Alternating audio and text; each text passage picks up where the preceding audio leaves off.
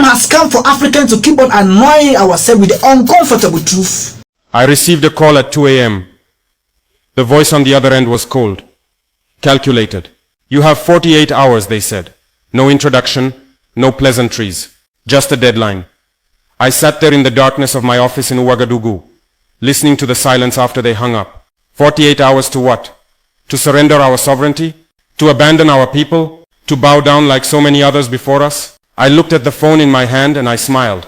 Because what they don't understand, what they've never understood about Africa, is that we are not the Africa of yesterday. We are not waiting for permission anymore. We are not asking for a seat at the table. We are building our own table. But let me back up. Let me tell you how we got to that phone call. Let me tell you what happened in those 48 hours. Let me tell you why that call, that threat, that ultimatum. It was the beginning of the end of something that has controlled Africa for far too long. Stay with me, because nothing about what happened next was predictable. Nothing about it followed the script they had written for us. That night after the call disconnected, I sat in silence for 10 minutes, just sitting there, thinking. The clock on my wall showed 2:11 a.m. In exactly 48 hours, according to the voice on that phone, everything was supposed to change. They had given me a deadline like I was some kind of employee who had missed a performance target. Like Burkina Faso was a branch office that wasn't meeting expectations. Like our sovereignty was something they had loaned us, and now they wanted it back. My chief of staff heard the phone ring. He came into the office without knocking, and that alone told me he knew something serious was happening. He never enters without knocking. He stood in the doorway, waiting. I looked at him and said, "They've sent an ultimatum. 48 hours. He didn't ask who they were. He didn't need to. When you lead an African nation that has started making its own decisions, there's only one day that calls at 2 a.m. with deadlines. He asked me what they wanted. I told him to sit down, because the list was long and insulting. Within the hour, a formal document arrived through diplomatic channels. The call had been the warning shot. This was the actual weapon. I read through it once, then twice, then I set it down, and just stared at the ceiling. The demands were laid out like a shopping list, like they were ordering from a menu, and I was supposed to serve it up with a smile and say thank you for the opportunity. First demand, reverse our decision to terminate certain military cooperation agreements. You know the ones I'm talking about. The kind where foreign troops operate on your soil, where foreign bases exist in your country, where you're supposed to be grateful that they've chosen your land to project their power from. Second demand, restore immediate access to mining contracts. We had suspended for renegotiation. Our gold, our manganese, our resources sitting in Burkinabe soil. Except somehow, through agreements signed decades ago by leaders who had guns to their heads, these resources had become theirs to extract while we watched. We had suspended those contracts 6 months earlier, said we needed to review the terms, make sure our people were actually benefiting. That suspension had cost them money, real money, and now they wanted it back. Third demand, and this one showed me exactly how little they understood about what was happening in Africa. They wanted me to issue a public statement, realigning Burkina Faso with Western position, on 3 separate global conflicts, conflicts happening thousands of miles from here, conflicts where my people had no stake, no involvement, no interest, but they wanted my voice, wanted to be able to say even African nations agree with us. They wanted to use our sovereignty as a prop in their geopolitical theater. And the deadline, 48 hours. Not 47, not 50. Exactly 48. I realized later they had probably calculated this timing carefully. Long enough that it doesn't look completely unreasonable. Short enough that there's no time to build international support. No time to organize resistance. No time to do anything except panic and comply. They had done this before. I knew they had. To other African leaders, to other countries that had stepped out of line. And it had worked. That's what made them so confident. It would work on me. I stood up and walked to my window. Ouagadougou was completely dark, except for a few scattered lights. 2 million people sleeping, unaware that at that exact moment, powerful forces on another continent were trying to decide their future for them, trying to put a price tag on their freedom. I thought about those people out there, the farmers who would wake up in 3 hours to work land that had been in their families for generations, the mothers who would walk miles tomorrow to find clean water for their children, the students studying by candlelight, because electricity is still a luxury we're fighting to provide everywhere. These people had survived French colonization that lasted decades. They had survived military coups and dictatorships. They had survived economic policies designed in Washington and Paris, that destroyed our industries and made us dependent on foreign aid. They had survived things that would have shattered nations with 10 times our resources. And now someone on a phone at 2 a.m. thought they could break us with a 48-hour deadline. I turned to my chief of staff. Get me President Maliki. He looked confused. Maliki leads a country 2,000 miles east of here. Different region, different problems. We barely even coordinate on continental issues. Sir, he said carefully, what does this have to do with Maliki? I said 3 years ago they sent him the exact same type of ultimatum. He complied. I need to ask him one question. The call went through at 2:47 a.m. Maliki sounded exhausted, like a man who hadn't slept properly in years. I didn't waste time. When you gave them what they wanted, I said, when you complied with their demands under pressure, did the pressure stop? Did they respect you more? Did they leave you alone? The silence on that line was so long I thought we'd lost the connection. Then I heard him breathe out slowly. Ibrahim, he said, and I heard something in his voice I'd never heard before. Defeat. It never stopped. Once you show them the door opens when they push, they never stop pushing. They just push harder the next time. They ask for more. There's always a next demand. They ask for more. I thanked him and ended the call. That conversation told me everything I needed to know. By 3:30 a.m., I had made 8 more calls. Not to ask for permission or build consensus. I was gathering intelligence. I needed to understand exactly who had made that 2 a.m. call. Not the name they used, not the official channels it came through. I needed the real architecture of power behind it. Who loses money when Burkina Faso controls its own resources? Who loses strategic military positioning when an African country says no to foreign bases? Who loses geopolitical influence when a former colony starts making independent foreign policy decisions? My intelligence chief came to my office at 4:15 a.m. with a complete briefing. What he told me changed how I saw the entire situation. The ultimatum hadn't come because Burkina Faso was weak or failing.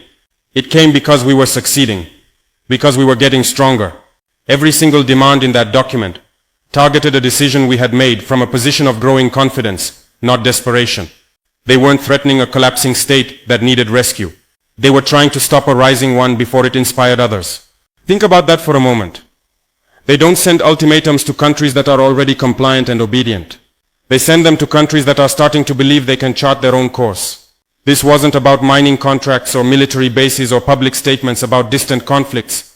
This was about making an example, about ensuring that other African leaders watching this moment understood that independence has consequences, and those consequences are whatever they decide on any given Tuesday at 2 a.m. I walked back to the window. It was almost 5 a.m. now. The sky was starting to lighten, just barely at the edges.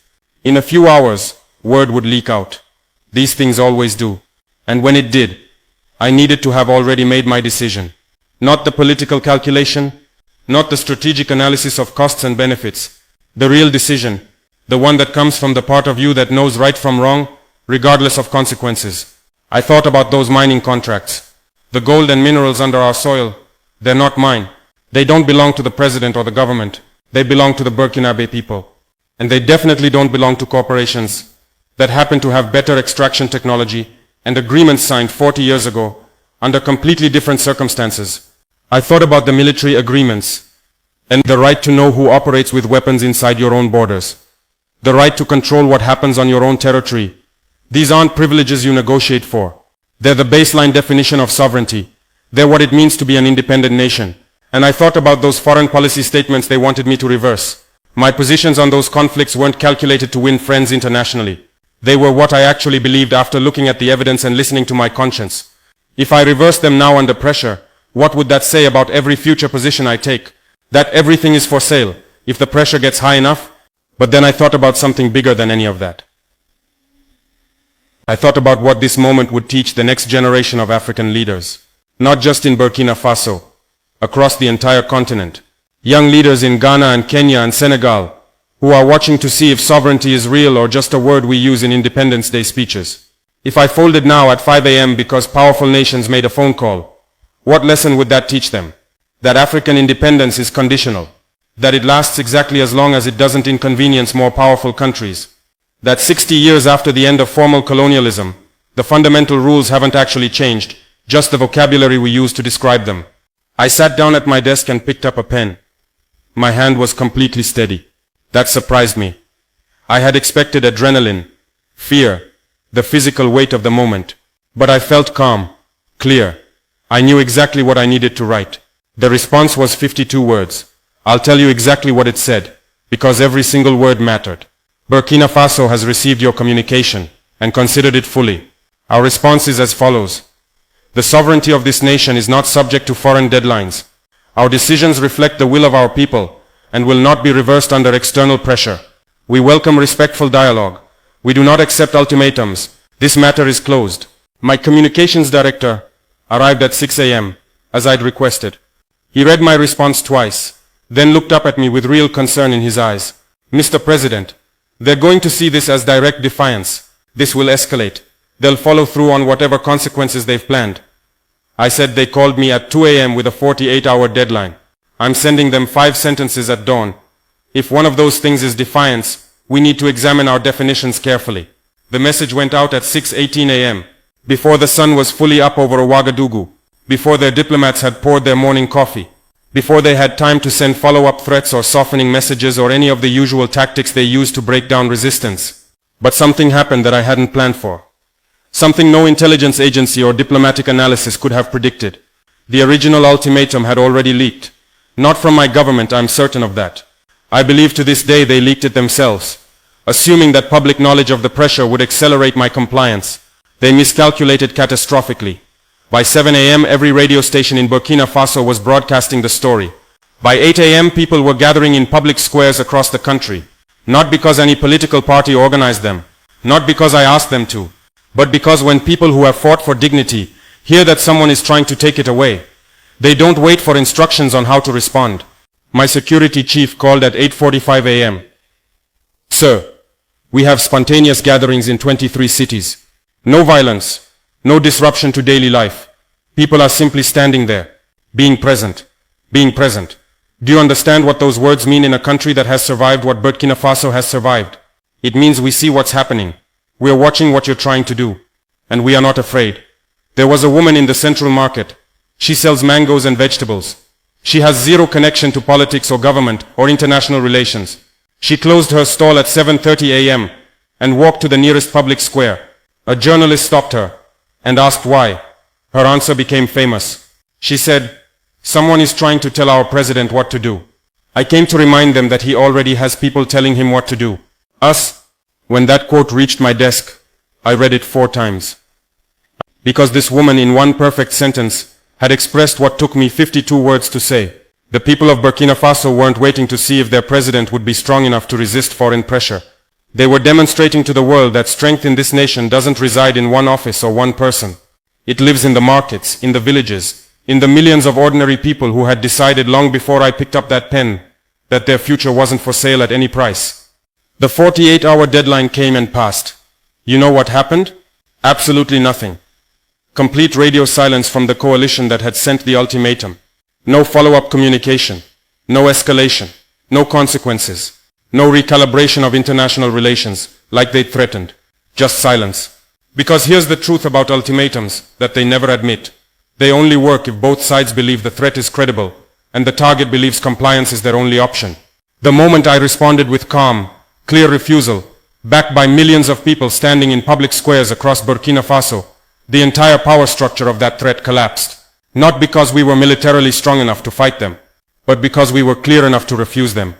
Within 1 week, 5 different African presidents contacted me privately. Not to congratulate me, though some did that too, but to ask me something far more significant. How did you decide? In that moment, alone at 5 a.m., with a 48-hour clock running, how did you know that refusal was even possible?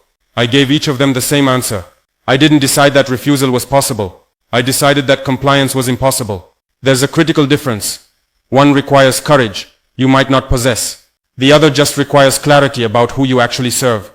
The American military dominance in Africa, the kind built on the assumption that every African leader has a price, and that price can be paid in aid packages or threatened away with isolation. That entire system depended on one specific thing. It depended on African leaders believing they had no choice. The moment one leader in one country demonstrated publicly that choice exists, that refusal is possible, the entire framework started to crack. Not because Burkina Faso is powerful in traditional terms, but because clarity is contagious, because example is stronger than theory. Now I want to be absolutely clear about what this story really is. This isn't some tale about one brave leader standing alone against the empire.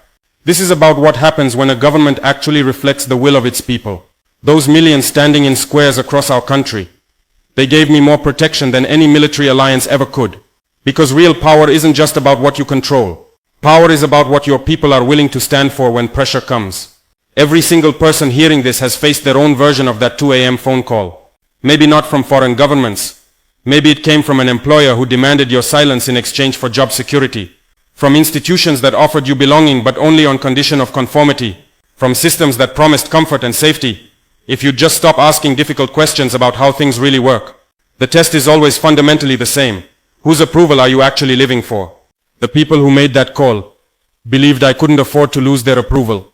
What they didn't understand, what they couldn't have known, was that I had already decided whose approval actually mattered.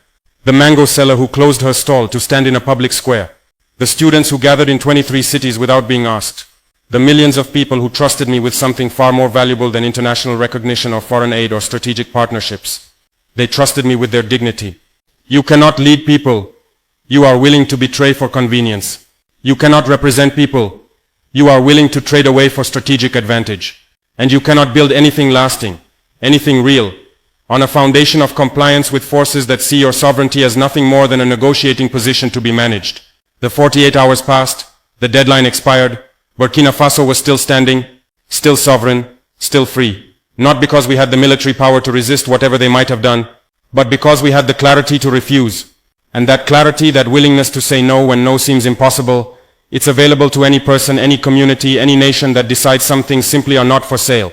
The age of midnight phone calls, controlling African destiny, is ending. Not because Africa has suddenly become more powerful than the West in military or economic terms, but because we've remembered something we should never have forgotten.